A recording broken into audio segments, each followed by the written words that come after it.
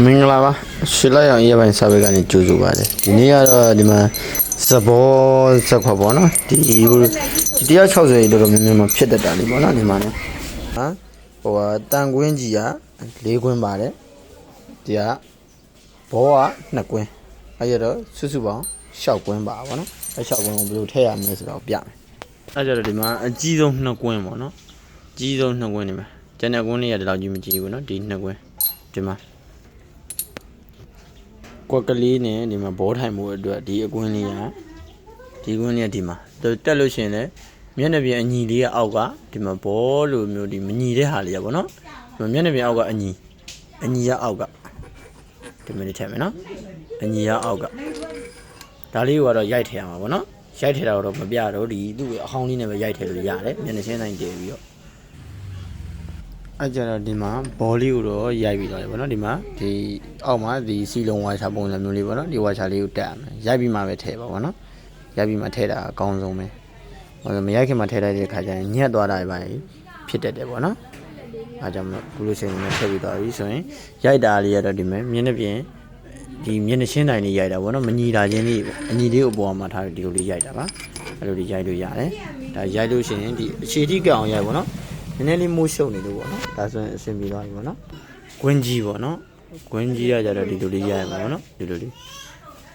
လေးရရမှာပေါ့နော်ဒီလိုမရရဘူးပေါ့နော်ဒီမှာဘောနေအောင်ပါပေါ့နော်အဲဒီလိုလေးရရပဲဒီမျက်နှာပြင်အညီလေးကဒီဆိုင်ငယ်ရဲ့အပေါ်ဘက်ကိုထားပြီးရရမှာဖြစ်ပါတယ်အဲ့ကြတော့ဒီထူးလေးလောက်တာလေးရပါနော်ဇဘောဇက်ကအဟောင်းလေးတွေဒီမှာဖောက်ရှက်ကလေးနဲ့ဒါမျိုးလေးလောက်ထားလို့ရတယ်အဲ့ဒါလေးနဲ့ဒီလိုလေးတည့်ပြီးတော့ဒီမှာရမှာပေါ့နော်ရပြီးတော့ဒီမှာကွင်းနေပေါ့နော်ဒီကွင်းလေးအထက်ကအောက်ကကျတော့ဒီလိုရိုက်တယ်အပေါ်ကကျတော့ဒီလိုလေးတစ်ခါပလက်လန်ရိုက်မှာပေါ့နော်အဲကျတော့ဒီမှာဒါလေးနဲ့ရိုက်လိုက်ပြီပေါ့နော်ဆင်ပြေသွားပြီပေါ့နော်အဲ့ရညမိုးကတားရွာပြီးစုပ်သွားလို့ဒီမနက်မှထက်ဆက်ဒီမှာစဘောစကလေးရိုက်ပြီးဒီမှာ6ကွင်းပါလား3ကွင်းပဲကျန်တော့လေဒီမှာ1ကွင်းဒီမှာ1ကွင်းအဲ့ကြတော့ဒီမှာဘော2ကွင်းရယ်ဒီဇဘောကိုထိမ့်မယ်ဘောရင်းအကွင်းလေး1ကွင်းရယ်ပေါ့နော်အဲ့ဒါပဲကျန်တော့အဲဒီမှာမဲစီလေးကိုခက်တင်းတင်းလေးတုပ်ပြီးသွားပြီဆိုရင်ဒီမှာဒီဇဘောပေါ့နော်ဇဘောထဲမှာအကွင်းကြီးပါဒီမှာအကွင်းသေးဒီမှာအကွင်းကြီးကိုကြတော့ဒီလိုပက်လက်ထည့်လို့မရဘူးပေါ့နော်ဒီမှာမှောက်ရထည့်ရမှာဒီမှာမှန်တိုင်းမှာစုပ်ပြီးတော့မှောက်ရထည့်လိုက်ဒါအောင်မှပြီးရင်အမဲစီပပလေးလိုက်မယ်ပေါ့နော်ထည့်ပြီးသွားပြီတော့အသေးပေါ့နော်အစောနာအောက်ကကြတော့ဒီလိုမှောက်ရဲဒီမှာအကြီးအပေါ်ကအသေးကြတော့ဒီမှာပက်လက်စက်ညင်ပတ်လေးပေါ့နော်ဒီမှာထည့်တယ်ထည့်ပြီးတော့လည်းပြီးကြရင်ထည့်ပြီးသွားပြီမဲစီလေးလည်းတုပ်ပြီးသွားပြီဆိုတော့ဒီမှာဘောဒါလေးကကျစဉ်းစားလို့ရပါဘောနော်ဒီမှာဒါလေးကဘောထိမ့်မှုဟာလေဒီလိုကြီးထည့်လိုက်လို့ရှိရင်ဘောကချိန်လို့မရဘူးပေါ့နော်အဲ့ကြောင့်ဒီမှာမျက်နှာပြင်ညီတာလေးကိုအပေါ်ကတင်ဒီမှာဘောထားဖို့နေရာလေးဘောထားဖို့နေရာလေးဘောလဲဖို့နေရာလေးအဲ့ဒါဒီကိုဒီမှာဘောနဲ့အောက်ကထားပြီးတော့ဒီမှာညီနေတာညနေပြင်ညီတာကြီးကိုကြတော့ဒီအပေါ်ဆုံးဘက်မှာထားမှာပေါ့နော်ကိုယ့်ဘက်မှာလှည့်ထားမှာဒါဆိုရင်ရိုက်ထည့်လိုက်ဘောကဒီထဲမှာဒီမှာကစားတာပေါ့နော်စောနာဟိုဒီအညီကိုအောက်မှာထားလိုက်လို့ရှင်ဘောကမကစားတော့ဘူးပေါ့နော်အဲ့ဒီမှာထည့်လိုက်ပြီးဘောလည်းထည့်ပြီးသွားပြီဆိုတော့ဒီမှာတက်မယ်ဒါလေးကိုဖိထားလိုက်မယ်ဘောကြည့်တဲ့အားပြီးရင်ဒီမှာဒီနတ်အုပ်ကြီးကိုရင်တက်မှာပေါ့နော်ဒီမှာရှွန့်ကားလေးပါတယ်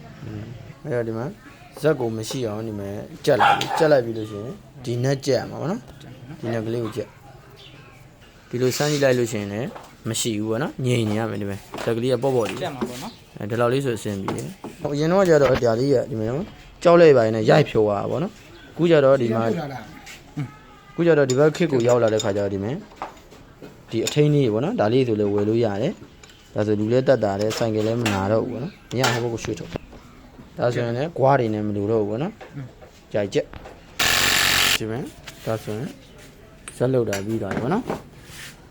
ပေါ့လေးရပါတော့အဲ့ရဒီမှာဒါဆိုရင်မနာတော့ဘူးပေါ့နော်ဒီထူးလေးနှစ်ခုရှိရတယ်ဇဘောဇက်ွက်ဖြုတ်တဲ့ဟာလေးဒါလေးဆိုပိုစင်ပြရပါတော့ဘယ်တော့မှလည်းမရှိပါဘူးဒီပါဇဘောဇက်ွက်လဲခြင်းကတော့ဒီလောက်ပါပဲကျေးဇူးပါ